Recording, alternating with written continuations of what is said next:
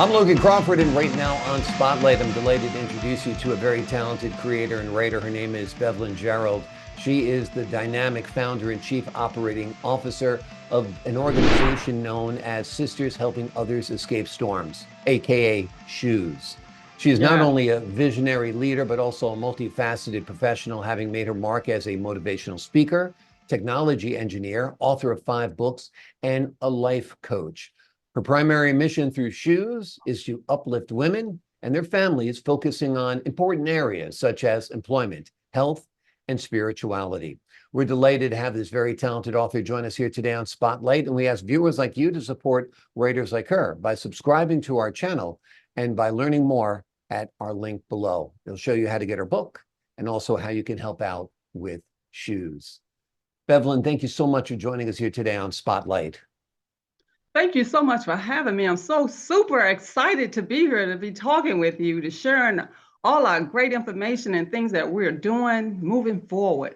Well, I'm excited to have you on. You're the mover, you're the shaker, you're the one getting things done. I'm just the talker, but I'm happy to be a conduit to help people learn about your good work. Tell us a little bit more about S.H.O.E.S. Okay, S.H.O.E.S is a women assistance organization. Our organization, we have a mission for our organization is to empower women all over the nation, so we can introduce tools that can help them become successful. We work with women who've been displaced because of divorce, because maybe their spouse is deceased, or now they have to take care of aging parents, or they have incarcerated kids, or they themselves just not have not taken care of themselves and stayed up with technology. So we have a host of workshops and programs that we introduce to these women as they join into our circle. Wonderful. And And I so, understand you've got a new program that will be taking place, and that's part of a program called Girls Who Code. Tell us about that. absolutely. Yeah. So we've been working for a while to get this club started. So we finally got the approval, and we were going to launch Girls Who Code in January. And the beauty of it is because we can start as young as girls that are in a 3rd grade and go all the way up to 12th grade. So, and they're playing with computers all the time anyway. So I want to just kind of introduce them to the different platforms, to show them how they can do different activities with the computers, how they can develop codes. I myself, as an app developer, I developed one app. It's called Pray It Loud, Mhm. and it's at the App Store, and it's also a Google Play. And so this app was created because my husband and I, we teach Bible study. And so a lot of our older seniors, they could not get the app because they don't have the phones, the technology. So what we did is we wrote a book called Pray It Loud. Okay. And in the book is everything that's on the app. I don't know if you Wonderful. can see it, but Yep, the I book can. is at Amazon, and it's at Barnes and Noble, it's in Walmart. And to tell the truth, it's in the back of my car. Okay, wonderful. Now, what is the essence of Pray It Loud? Pray it loud. It's like, okay, so many people want prayer.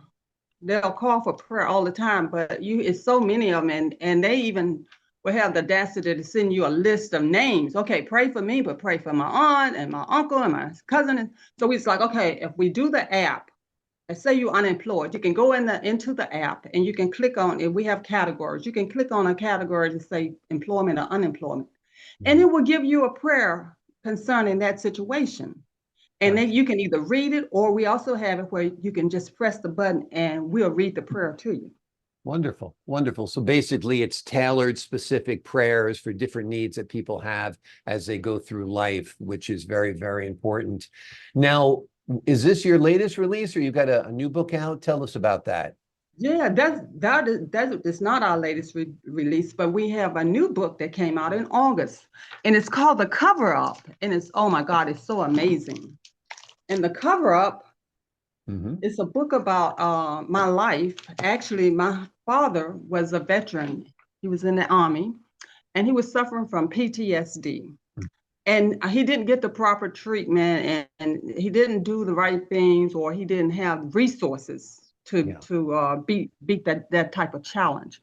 So what ended up happening was he committed suicide Mm. 16 days after I was born. Oh, But my family, they covered it up because they didn't want me to have that stigma. They didn't want me to, feel some kind of way because of that. And I found out about it when I was in the 10th grade. The teacher had given us a project to do a family tree. And I had so many missing pieces on my tree limbs. She was like, mm, no, you are going to have to go back and talk to your parents, your mother. yeah. I know you need to talk to your grandparents because they have all the answers. Because I always just let everything my grandparents did it. My Mhm. grandparents said it. And so they knew a lot about my Yeah. grandparents. So I did corner them and I started answering them. I said, she won't accept my paper and I'm going to get a bad grade on this paper if you don't give me the information that I need. Mm, And so they reluctantly came clear, and started explaining to me about what had happened. yeah. And so I was feeling some kind of way, but at that point, my mother and my grandparents, they overcompensated me for everything that I needed in life to get to Mm, where I was. yeah. So the book is about people that have those kind of challenges, and about mental awareness, and that it's okay to seek help. It's okay to go and lay on somebody's couch and let them, yeah, minister to you and talk to Mhm. you and get inside your head and let you know that there is help for you and that we will be with you every step of the way. Yeah. You don't have to do this alone. This, like, you were never put in this world to be isolated and to be True. by yourself. You were put in this world to network and to assemble yourself with other people with like minds and just, be in fellowship like that. Yeah, absolutely. We are social beings. We're born into families. We are supposed to be nurtured. We are supposed to be cared for. And this all falls into line with your work. You're a motivational speaker and you're also a life coach. Tell us a little bit about your work first as a life coach. Okay, I have two sons, and from when they were old enough to go to the soccer field, because I was a soccer commissioner as well. Mhm, They at 4 years old were starting to play soccer. So I've been like coaching mhm. mentally, physically, sports all my entire life. Yeah. My entire life. And so as years has gone by, I got involved because I'm into technology. So I got involved with this organization called Women in Technology. And Mhm. so I became a mentor liaison. So I'm actually one of the ones that helped vet women who want to come into the organization to be life coaches. So right now, and we have different phases. So the phase of the women that I coach are women who have just finished college and they're working on their first job, their first career job. And so those women, oh my God, they have so much energy and they're so excited. This is the first time that they don't have to worry about homework, writing Yeah. papers, paying their student loans. They actually have a job. Yeah. And so they're so excited. So that's the group that I'm mentoring, that I have opportunities to sit with and, mentor them. That's wonderful. And showing them the way in the world of technology is truly Yes. empowering because I was going to say to you before, learning how to code is basically learning the universal language now, because that's one thing we all have in common is code. And if you can code and you can do a tech job, you're in for a nice career. A lot of jobs will be replaced by robots, as we know, or AI or any Oh softer my. skill jobs. But if you do become the person who can program that robot or write that Yes. code, you're going to be in better shape, right? Absolutely. So that's why I'm so excited about my young girls who code, and I'm super, super excited about the young ones, the older ones that have gone through that phase and they've completed their college degrees and now they actually are working in their career. And so, like you said, we're going to be teaching them how to program, be the person that programmed the robots and compile the information for AI technology. And so that's the part that I'm so happy about, is because not only will they have a little skill, but they have a skill that for life they can Yeah, do, that would take them into adulthood, into, real life. They have a career, a pattern starting. exactly. Exactly. Now you've got a lot of energy, you got a lot of enthusiasm, Yes, and that you leads need us to that. our next question. Tell us a little bit about your work as a motivational speaker. I can see it's a natural fit for you, no doubt. So a motivational speaker, you have to bring the energy. Hmm. And so I get a lot of bookings and invitations to come out to different venues to talk. In fact, we just did a big networking event where we were recruiting, where people that showed up were people who wanted to start businesses or start companies or projects, but they had no clues on the steps. And so I was there to show them the steps, because a lot of people, they say, oh, I want to do a nonprofit. Okay, they don't even have the information on what it entails to have a nonprofit. Because you can be out here doing a nonprofit for 2 or 3 years before you realize how much time and energy you put into this project. And Internal Revenue is telling you, if you don't start showing where you're actually, making a little profit on some of these events that you're doing, then you just have another hobby. And people that usually do nonprofits, they do that because they love people and they want to help.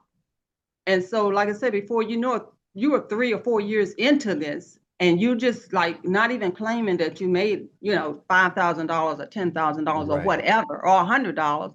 You just, going playing by the books. But Internal Revenue is like, that's just your hobby. And so they would shut you down and you would have to start all over. So people you have to learn how to balance when you start these different, LLCs or nonprofits or those different type of corporations. You got to really understand the process. So you don't get left, you put all that energy and time in it to be shut down in 5 years. Exactly. Well, it's great you're there to show them the ropes and help people out. If people want to help out with Sisters Helping Others Escape Storms Shoes, is there a website or something? Yes, we have a beautiful website that have so many details, and we're just waiting for you to log into our website and fill out our form to answer questions and join us at some of our events or meetings, or actually become part of S.H.O.E.S. Tell us the website address. It's the Sisters Helping Others escapestorms.org. Okay, just as it is, Sisters Helping Others escapestorms.org. Wonderful. Now, if people are interested in purchasing your book, what's the best place to go? To look on Amazon? Amazon, carry our books, Barnes and Noble, Walmart. And when you go on the website, if you don't want to go to those places, you can send me a note. My information is on the website, and I'll mail you a book. Gotcha. Okay, wonderful. So, and then another thing was when we, like you was asking about motivational speaking, is the other thing we do. I do a lot of workshops. So we also do workshops, my husband and I, and on how to write a book. Everybody has a story inside them. And I just need to find out what chapter we're going to get started with. And I can help you put a format template together and get you started with writing a book. Wonderful. Great advice, great living lessons for people. And like you said, everybody's got a story to tell. If you've got a story to tell, Bevelyn Gerald can help you with that. She is the dynamic founder and chief operating officer of Sisters Helping Others Escape Storms, known as S.H.O.E.S. She is also a visionary leader, as we told you. She's a multifaceted professional. She's made her mark as a motivational speaker, technology engineer, author of 5 books, and a life coach. And one more time, your most recent release is called The Cover-Up, correct? Correct. Yeah, and it's a compelling story. It's based on your own true life story where your father's death and the story behind it was basically covered up for a long time until you had to find out the truth. And you share with others how empowering the truth can be. Bevelyn, and the thing is, you should really grab that book because I have some very good details in there, some steps, some assessments that you can take. I even changed the name of what PTSD stands for. So it's a book you have to grab this book because it's life-changing. Absolutely. I'm sure it is. And I think a lot of people have a lot of stuff to learn from you. Like I said, you've got great power, great energy, a great aura. It's been a pleasure speaking with you. Thank you so much for having me. My pleasure. I look forward to meeting again. I look forward to meeting you again as well. Talk about your next adventure in a couple of months, perhaps. And to the folks at home, I'm Logan Crawford, thanking you for your time this time. Until next time on Spotlight.